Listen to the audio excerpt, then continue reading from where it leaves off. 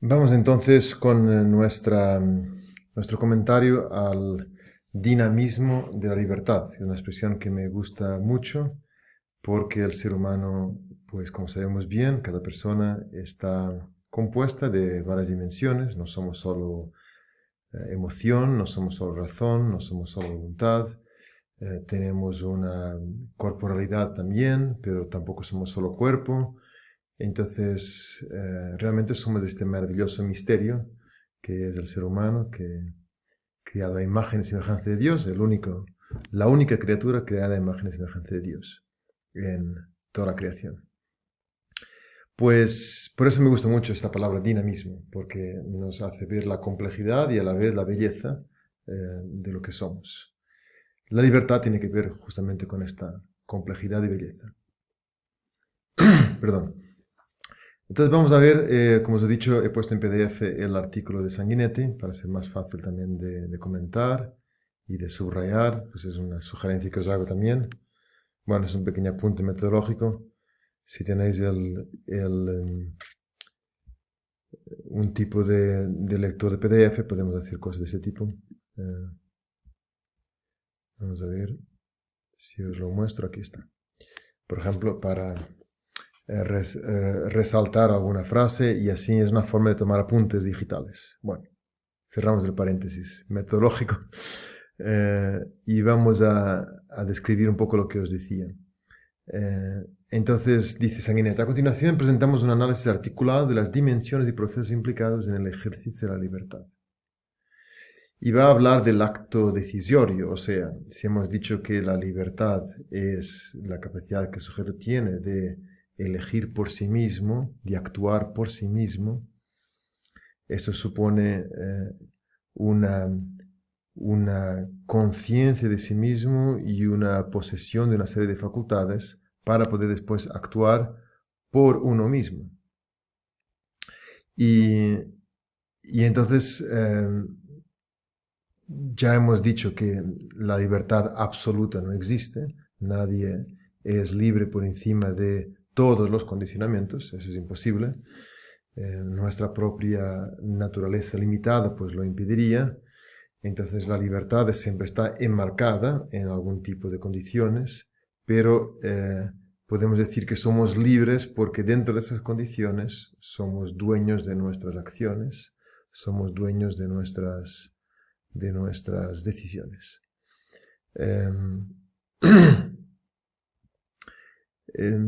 Vamos a ver entonces, aquí hace un contraste con la esclavitud, muy interesante, pero claro, la libertad no va a ser solo la capacidad de hacer A o B indiferentemente de lo que sea A o B. Entonces, por eso tenemos aquí estas dimensiones ya, intenciones, decisiones y querer, que se refieren todas al acto de decidir, ¿no?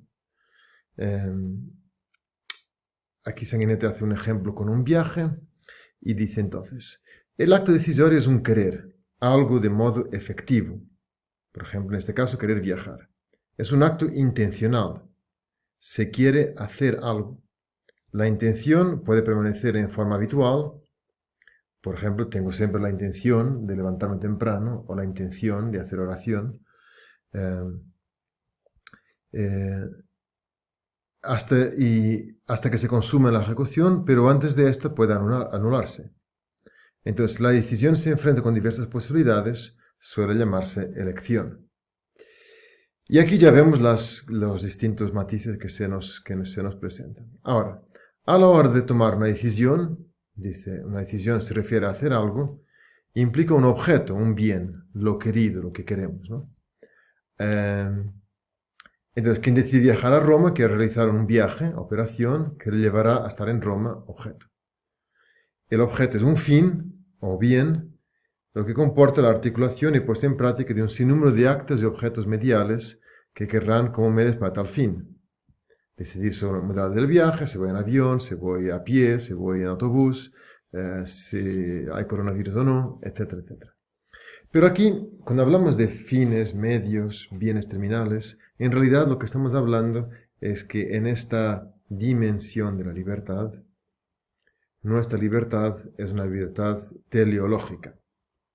O sea, la libertad, como todo el ser humano, tiene una orientación de fondo que es previa a mi ser, es previa a mi existencia. Los seres humanos estamos orientados a algo siempre. No somos infinita posibilidad. ¿Cuál es esa orientación? Pues es ahí donde hemos de hacer una reflexión interesante, pero es lo que mencionaba en los vídeos sobre el foro, que tiene que ver con lo que decimos en ética, o lo que llamamos la ley natural, que es que encontramos que el hombre está inclinado, orientado hacia el bien, un bien que se concreta en el cuidado de la vida, se concreta en la necesidad y la inclinación a ser fecundo, a procrear, o si uno no está casado o no está en condiciones de procrear materialmente, el ser humano se encuentra orientado a cuidar de la prole. ¿Cuántas veces escuchamos a educadores hablar de nuestros jóvenes, el futuro de la humanidad, el futuro de la sociedad? Todo eso es una orientación. Estamos dirigidos a cuidar de la vida, a traer más vida al mundo, a crear una convivencia entre los seres humanos. O sea, ningún ser humano tiene como objetivo que estemos todos peleados, a no ser que estén mal psicológicamente. Y aunque unos busquen guerras y busquen contiendas, dentro de su círculo, de su familia, van a buscar armonía y van a buscar que haya buena sociabilidad. Yo doy siempre el caso de los mafiosos, ¿no? de las personas del crimen organizado, que muchas veces tienen un gran cuidado de su propia familia. Después es un cuidado que también está, digamos, desviado. Pero el ser humano es social, esa es nuestra orientación. Y por eso yo no puedo ser libre realmente si no tengo en cuenta esta orientación también a la sociabilidad. Por eso la reflexión sobre mi libertad y la libertad de los demás es intrínseca a todas esas cuestiones. Y también estamos orientados a lo trascendente, a buscar la verdad, a buscar lo que es más importante, lo que es el sentido de la vida. Todo eso es estas 4 dimensiones, podemos decir así: el cuidado de la vida, la procreación, la sociabilidad y la búsqueda de la verdad, el sentido de la vida, la trascendencia. Son 4 características del ser humano, son nuestra orientación. Y por eso nosotros, a la hora de elegir, a la hora de decidir, a la hora de hacer algo, ejercer nuestra libertad, no podemos olvidarnos de esta orientación. Y en la medida en que reflexionamos sobre ella y descubrimos nuestra orientación y todos sus matices y su plenitud, pues mejor podremos decidir. Y un poco de esto trata este punto 2 del artículo de Sanguinetti. Por eso aquí se empieza a hablar del amor a los fines. Porque en la medida en que yo conozco este fin de mi vida, en la medida en que yo conozco que estoy orientado a cuidar de la vida y que también lo acepto con humildad, que eso es mi orientación, es lo que me va a hacer más feliz y más pleno y más realizado, entonces en esa medida yo voy amando esos fines. Por eso aquí, muy interesante, la semana próxima ya hablaremos de Santo Tomás, habla de este matiz de que para Santo Tomás, intención tiene que ver con amar el fin, ¿no? Pero vamos, ahora no vamos a entrar en ello. Solo os quería hacer conscientes de entonces este entretejido de las dimensiones que tiene que ver con la intención, nuestro querer y nuestras decisiones. Entonces aquí empezamos a ver que en la medida en que utilizamos nuestra inteligencia para conocer nuestros fines, podemos poco a poco cambiar también nuestro querer ese fin. Si, por ejemplo, nunca he reflexionado sobre la belleza de la procreación, a lo mejor no me decido por defenderla en mi propia vida, si estoy casado, si tengo esa posibilidad,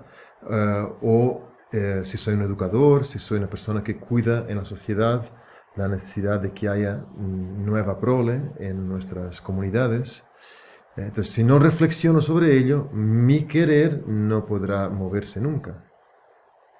Entonces necesitamos de ejercer nuestra inteligencia para potenciar también nuestra libertad. Así, Sanguinetti va hablando de las decisiones están motivadas por cosas que amamos o nos gustan, es decir, por amor, amor a las cosas, personas, situaciones, por razones que conectan algún acto o medio con ese amor. Y entonces las razones de las decisiones están en función de los motivos. La razón capta la conexión de medios y fines y así normalmente se ordena a lo que se ama en sí mismo. Alguien puede también tomar decisiones para favorecer a otra persona porque la quiere bien y no solo a favor de sí mismo. Entonces vemos aquí como la razón, es muy interesante esa expresión, la razón capta la conexión de medios y fines y así normalmente se ordena a lo que se ama en sí mismo. Entonces, en la medida en que la razón va captando lo que son los fines y los medios para alcanzarla, también el amor a ese fin va aumentando. Y aquí, este dinamismo es un poco lo que os quería introducir en esta semana y que reflexionemos sobre ello. El libre albedrío tiene que ver con esta capacidad, como decía en el primer vídeo, de volver a la sala de máquinas y de examinar mi querer, pensar sobre usar mi inteligencia y después, de alguna manera también, es siempre un poco misterioso esto, es en este proceso dejarme cautivar por los fines últimos, que es un aspecto muy interesante que habla también Sanguinetti en estos puntos siguientes, 2.3, la libertad en la percepción y el amor ante lo valioso, o sea, que el fin me atrae, ¿no? Y me gusta mucho también esta expresión, el proceso libre de enraizamiento en lo amado. Entonces una persona capta algo bueno al percibirlo inicialmente con complacencia o agrado. Esta captación evoluciona por grados, pues algo puede atraer al principio solo porque resulta interesante, simpático, bello en su presentación, pero después progresivamente se va revelando como más importante y por eso me va cautivando cada vez más. Aquí él utiliza la imagen del enamoramiento y es una imagen que podemos utilizar también en el crecimiento de la libertad del ser humano. Hemos de enamorarnos, podríamos decir, cada vez más de los fines últimos de nuestra vida. Y entonces utiliza esta expresión bonita, la razón interviene para asegurar la verdad de lo que se ama y de los actos subsiguientes al amor, que deben ser congruentes y proporcionados. Pero también es verdad que la razón interviene para asegurar la verdad de lo que se ama, pero también al aclarar las cosas, la razón misma se va dejando cautivar por esa verdad que ha contemplado. Entonces, es este juego, digamos así, que quisiera que entráramos en él.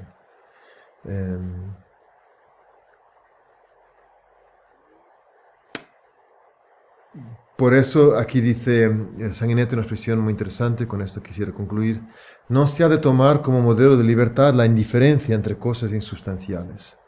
Por eso las decisiones importantes cuestan, tanto cognitiva como afectivamente, y a veces hacen sufrir, cuando la gente encuentra obstáculos o no alcanza a ver claramente los motivos de sus decisiones.